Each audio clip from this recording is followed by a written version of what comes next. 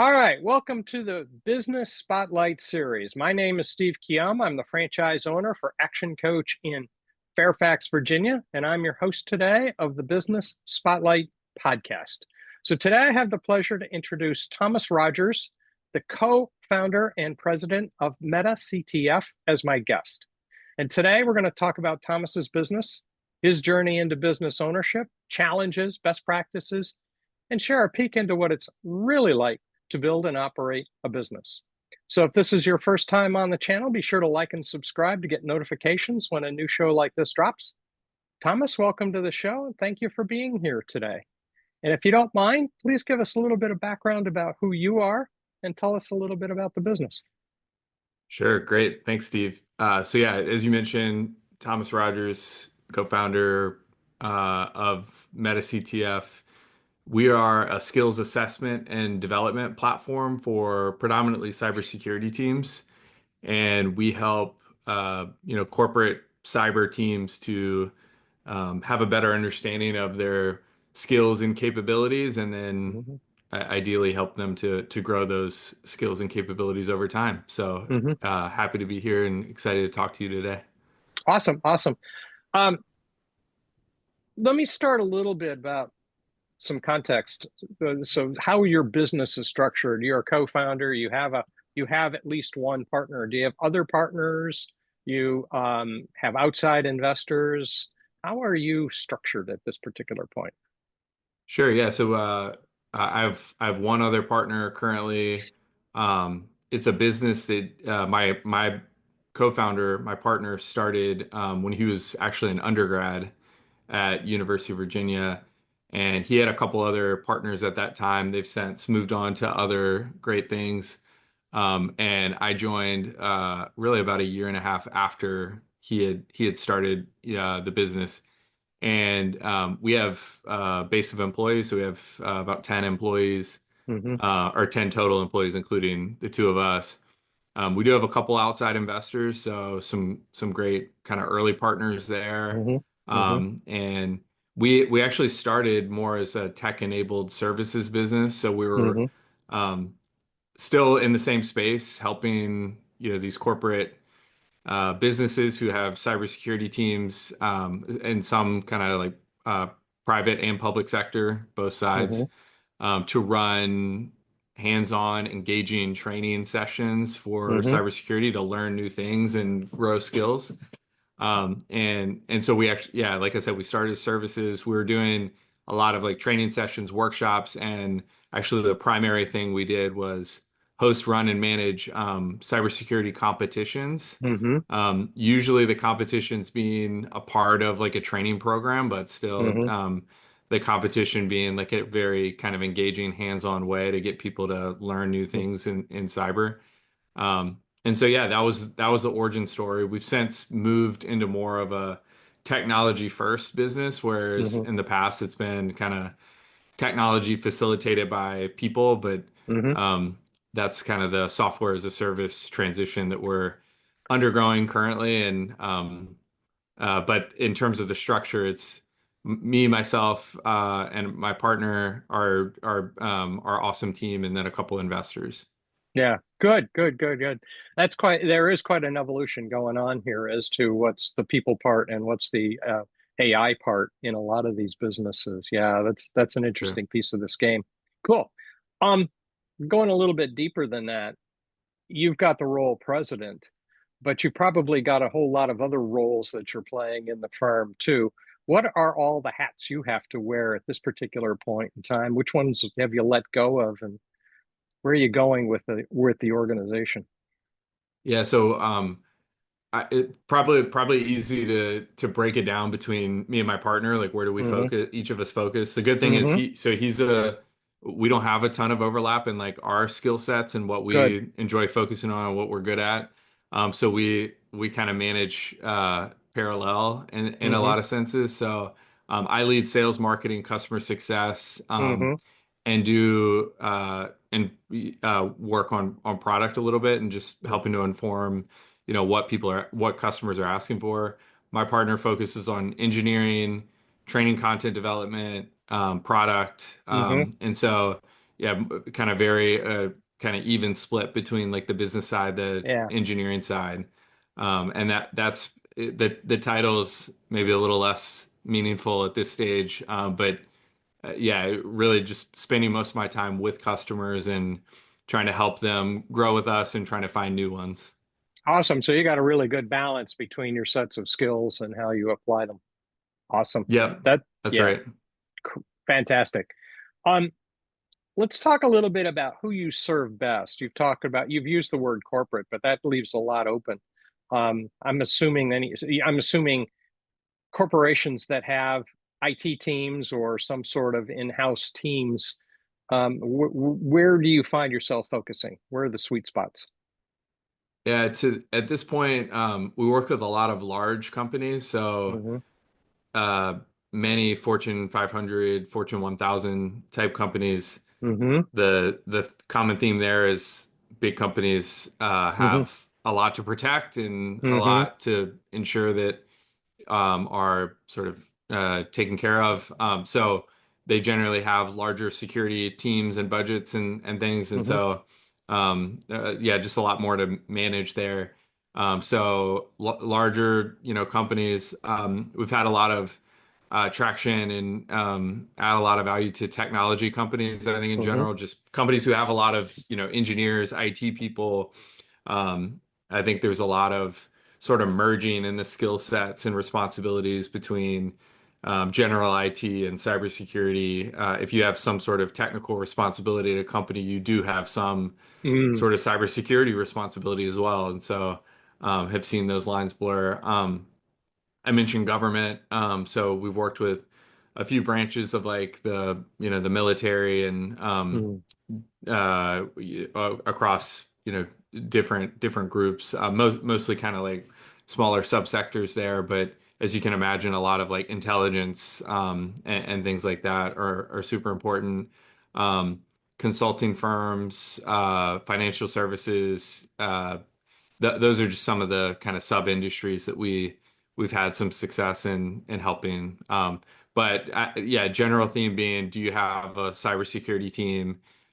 Is that team, responsible for some level of, responding to threats, protecting against threats proactively, Hmm. um, defense, and even like general software developers, just Hmm. do you have some responsibility in like writing secure code and making sure your systems are up and running and protected? Hmm. Awesome. Awesome. What kind of competition do you face and how do you stand out from? There's a lot of competitors kind of in the typical security training space. So there's a lot of legacy players that provide more kind of traditional training, so classroom Hmm. based, lecture based.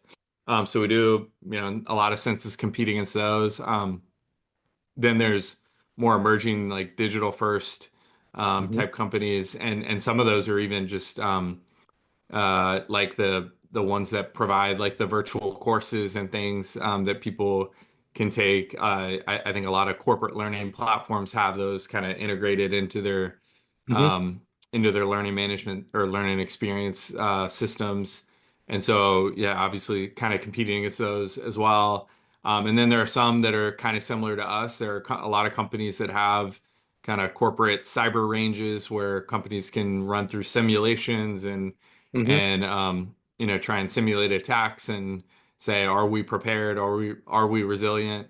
I'd say Hmm. one of the things that we've seen and observed that we try and be different on is our training content is pretty bite-sized, um, and so with that meaning a user can log in and if they want to learn a new skill or try something new, they can accomplish a lot in our platform in a short period of time, Hmm.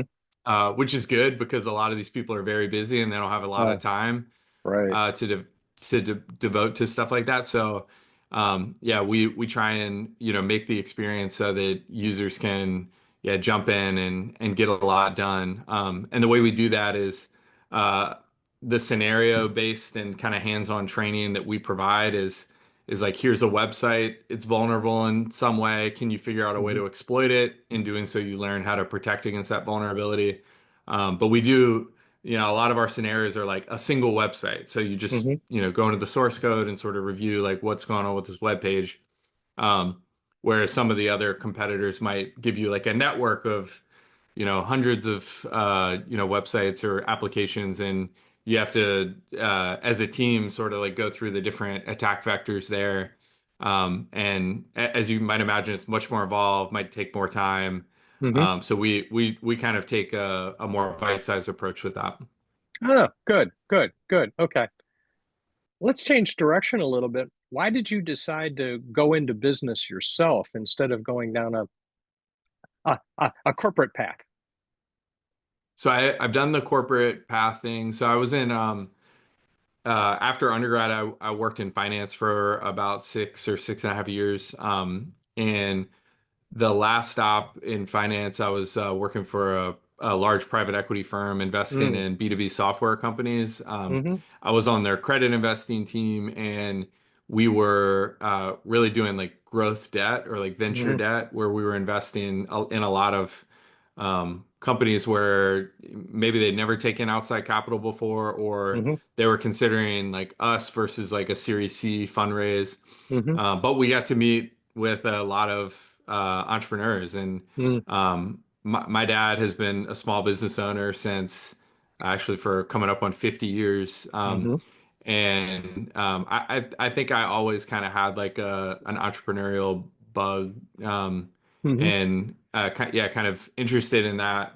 So I did go to grad school after the finance stint, and in grad school made kind of an effort to make sure to try something startup wise. There was a lot of good programming. I went to Darden to get my MBA, and while I was at Darden, there was a lot of really great startup resources. Hmm.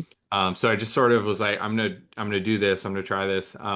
I met my co-founder then, and he actually already had a business. So I sort of scrapped the ideas that I had, and he asked me to just help him out. And again, I think it really helped. I think for a lot of the people that are interested in, starting a technology business and maybe don't know where to start, finding people that have interesting ideas that you kind of click with, and maybe that you bring something different to the table. Hmm. You might feel the urge to work on ideas that you're interested in, and I think the hardest part about startups is like finding anything that works at all. Hmm. And my co-founder already had something that was like kind of working a little bit, so it was really interesting to join in that Hmm. way.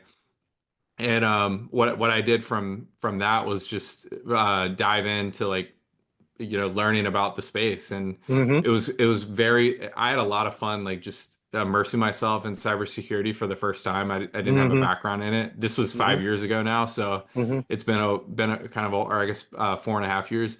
Um, and and so I just talked to everyone in my network, and anyone who would talk to me about cybersecurity, like what's the value we're providing.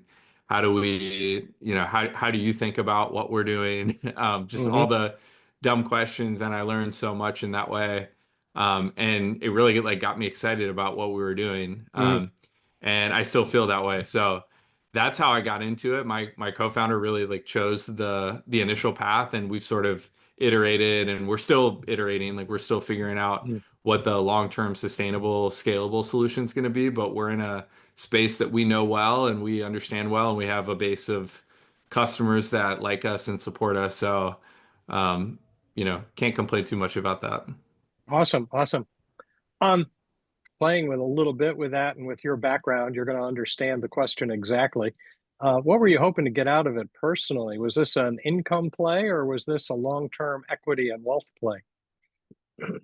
Uh, I don't know. I mean, I think it's more of like obviously, like you wouldn't go into a startup, I don't think, unless you have some level of interest in like owning something.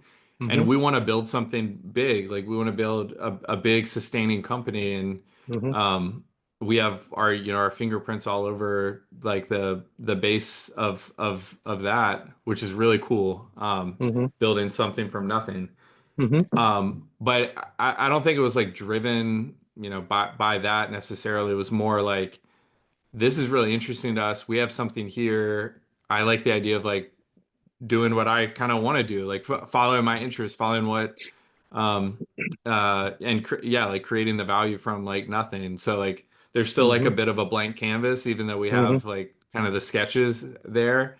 And that's just like really intellectually stimulating. So yeah, part of it is like just kind of the fun and the thrill of building something, and then part of it is kind of the long term, like, hey, this is if we're able to be successful at what we want to do, there's a lot of um a lot of things that we can go and put into it that's going to create ownership, value for our ownership. So uh yeah, I think you have to have both though. Yeah, very good. Yeah, I think you do as well. It's a combination of things there. Yeah, good. Along this path, what would you say has been the most memorable hurdle you guys have crossed so far?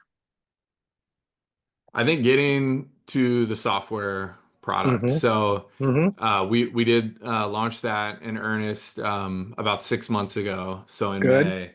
Hmm. And yeah, like I said, we started tech-enabled services. We were serving a lot of large companies, Fortune 50, Fortune Hmm. 10 companies, and that was great. And we were signing, annual contracts, but even still, it was like, hey, let's do this once a year. We'll Hmm. do one session a year, or maybe even sometimes we'd get them to do like quarterly sessions or training sessions or something. But it always felt like there was more, and there was a different application of like what we were providing and building. And yeah, it's been kind of on our roadmap for a couple, or had been on our roadmap for really like a couple years. But it really started to solidify, I'd say, like 18 months ago, the Hmm. vision for the software. And um, yeah, I still remember kind of sketching those out on like pieces of paper and like what we thought that they would look like and what that platform would look like. And now it's in the hand of about 30 companies using it Good. to and so yeah, I think that was the biggest one, and now it's a matter of like how do we. I mean, it's funny how quickly it feels like, man, this could be so much better. Uh-huh. It's like you launch it and you're like, this is great. I'm so happy about this. And 2 weeks later, you're like, God, I can't believe we are not further along by now. And but yeah, so that's been the biggest thing, and it still feels like the biggest thing. So there's still a Hmm. lot to do there. Cool, cool. That kind of folds into the next question was what do you see the future in the future over the next 5 or 10 years? Where do you guys want to take it? Yeah, there's a lot more we can do, a lot more problems we can solve for our customers. Hmm. And I think just sort of creating like a cohesive experience for them on that front, Hmm. of what we really want to be, and what the kind of the vision we see is helping these corporate teams have visibility over their capabilities. Hmm. So have a really strong understanding of this is what my team is, this is where we are, this is where we're strong, this is where we have gaps, and this is how we know when it's time to hire someone. This is how we know Good. what role to hire, when. This is how we know how to staff projects. So kind of Hmm. becoming more embedded in like the daily workflows of these Hmm. companies, in addition to adding the value that we've had before. But I think it'll just be a continuation of that, and um, that's going to be the ticket for us is just yeah, creating that more sort of deeper experience for the customers. What do you see as main challenges in accomplishing that? It is going to require, in some cases, like um, changing the way these companies work. Hmm. We have a lot of companies that we work with and partners that want to do things the way that we're sort of envisioning here, where um, capabilities data is sort of centered to like how we make decisions.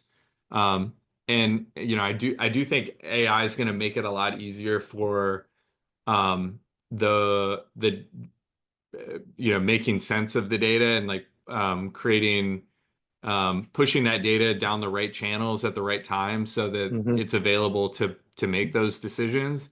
Hmm. But there's going to be some like re-education in the market and a Yeah. lot of, I guess, to like kind of make it clear like what the status quo is in a lot of Hmm. places is a lot of companies are just like managing teams and employees based on intuition. Like anecdotally, I know this person is good because I heard good things after this project or something. And Hmm. there's performance review data, there's you know, project performance, um, there's like kind of general feedback that's like sort of floating out there. There's like certifications and things that employees go throughout the normal course of business. um, it is, in my opinion, missing a sort of live data feed on what are the like really strengths and gaps in terms of like an employee. And I think cybersecurity is kind of unique in that perspective because some of that skills and capabilities data can be kind of binary. It's like Hmm. you are strong at something or not. Hmm. And a specific task or a specific tool or technology. And so trying to quantify that obviously is like a piece of it. Hmm. But then delivering that data in a way that's usable for Yeah. managers, Yeah. Yeah. um, in addition to the performance review and all the other stuff. But yeah, providing that like quantifiable data point to make better, more decisions, I think is it's going to be a challenge to get some InfoSec leaders to work that way. Yeah. Yeah. I agree. I agree. Kind of you guys have a relatively short timeline on your business, but if you were going to, knowing what you know now, if you were going to start the business over again, are there any lessons you've learned along the way that you would try to avoid? Um, I think obviously I would have loved to have gotten to the software faster. Huh? But I think there's a lot of value to be learned in like delivering services to customers. Like we got to know them very well. We Yeah. developed very deep, like hands-on relationships with a lot of Yeah. our customers. In some cases, like friendships. Like I Yeah. text with a lot of our customers and become pretty close with them. Um, so yeah, I mean, I think always, and especially like in the age of AI now, like you can ship software products so much faster than you could even like a few years ago. So I do wish we would have been able to get to that faster, but I don't know if it's like a lesson, but it's also like a silver lining. Like I think there was a lot of value in developing services relationships with the customers we have. Yeah. I sometimes think that you can push the software too fast. If you don't have hands-on experience with the customer and their needs and why they need them, whatever it is that that need is, it's really hard to have a really good software product that addresses those needs until you've been there, until you've had feet on the ground and dirty hands and figured out exactly what it is they're solving. Why do they need this solved? Really, it's so I think you probably have taken a good path. That's good. That's good. This has been good so far. Um, Before we wrap up, let's hit a few rapid fire questions and see what kind of fun we can have with those. You ready? I'm ready. All right. What's been the key to success so far for you guys? Service. So customer Mm-hmm. service. I Mm-hmm.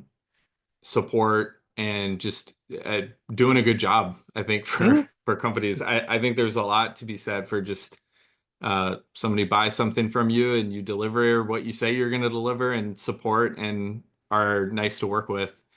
I think that's been the strength so far. Yeah, I think that's a good one, actually. If you and I were having coffee in a coffee shop someplace and somebody walked in talking to his friend about a business he was starting up, what's one piece of advice you would give him at this point? Um, let's see. I think a couple things, and actually this kind of goes back to like things you would do differently because I did remember another one. Um, Invest in marketing earlier than you think, and Mm, I think a lot of people think of marketing as like soft. Marketing is so important. Like, and I heard I forget who said this, but for an early stage startup, invest in demand gen until you have too much. Mm, I think just like the more people who know who you are and the bigger you can seem as a company, and there's that's never going to be a bad thing. hmm So, it may seem, like marketing is like, oh, how are we going to measure like if that is good or not? I think there's always value in marketing, and so do that earlier than you think. And then I think the other thing is just like choose the people you work with and like work with wisely and work with people that you like enjoy spending time with because you're gonna have to like talk to these people all the time, spend hours and hours working together. My dad, like I said, has owned a business for 50 years. He's got two employees that have been with him for like 45 years. It's just like people he enjoys spending time with. mm, And that's I think underrated. You can get like wrapped up in like what someone's resume is or yeah, exciting things, but you can't replace enjoying the people you work with. yeah, I agree with that. And I think that marketing advice is stellar, actually, to be honest with you. I don't think you can market enough. Um, Yep.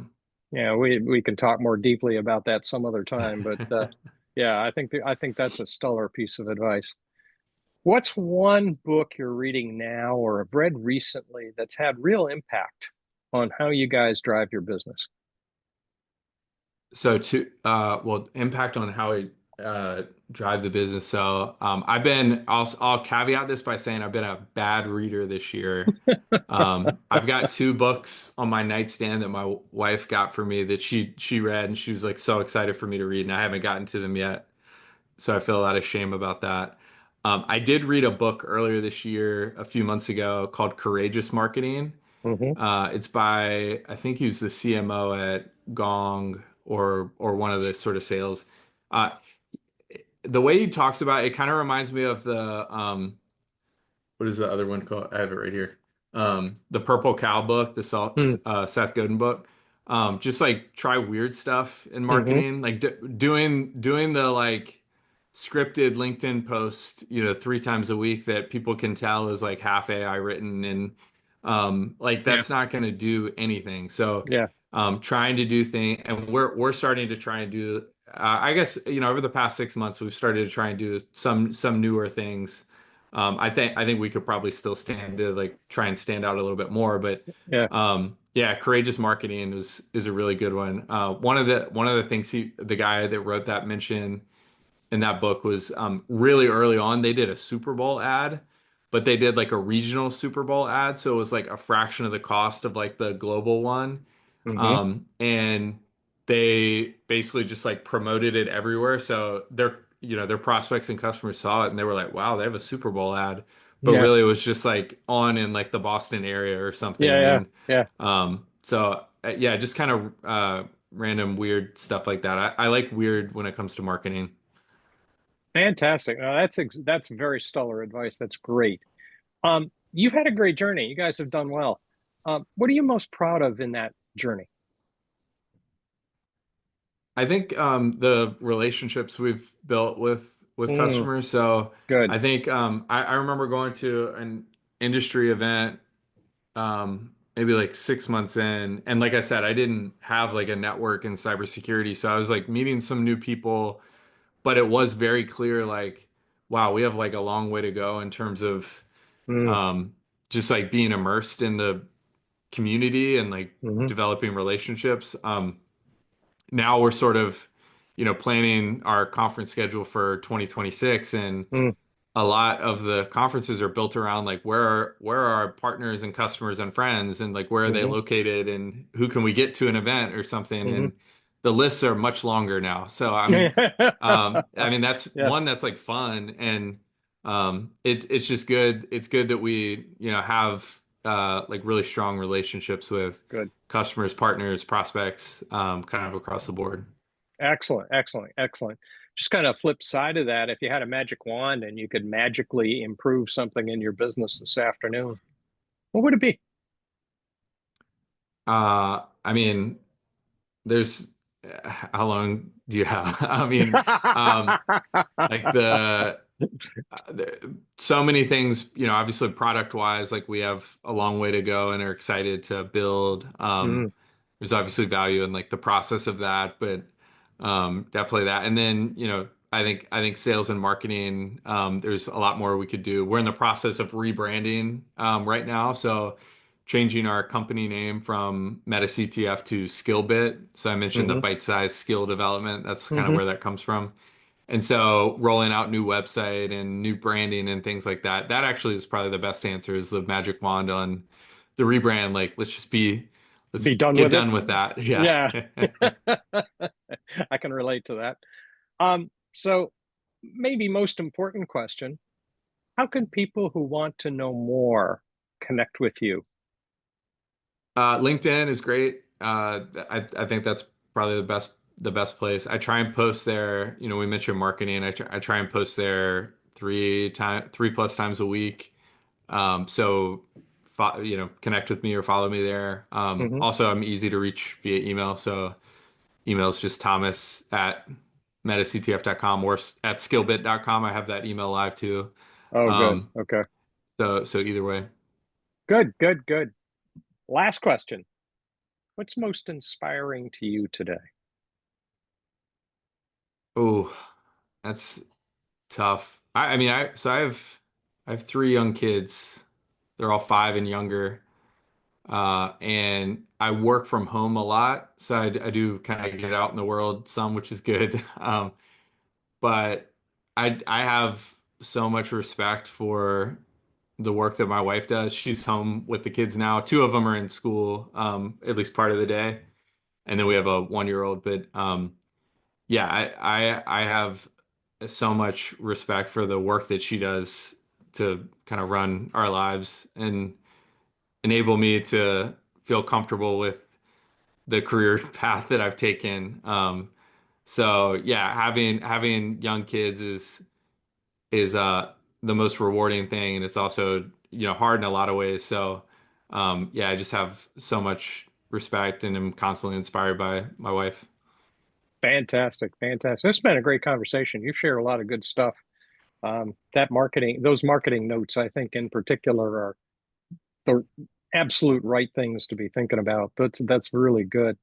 Um, I encourage everybody who's watching to save the show and come back because there are some really good nuggets in here. Thomas really did a good job here. So don't forget to like and subscribe to the channel so that you can get notifications every time we drop a conversation like this. Thank you to everyone who joined us today, and especially thank you to you, Thomas, for sharing all that you've shared. There's some really good, like I said, there are some really good nuggets here, and I think somebody who listened through all of them has some good insights as to what it takes to make it go. So thank you very much. Thanks, Steve.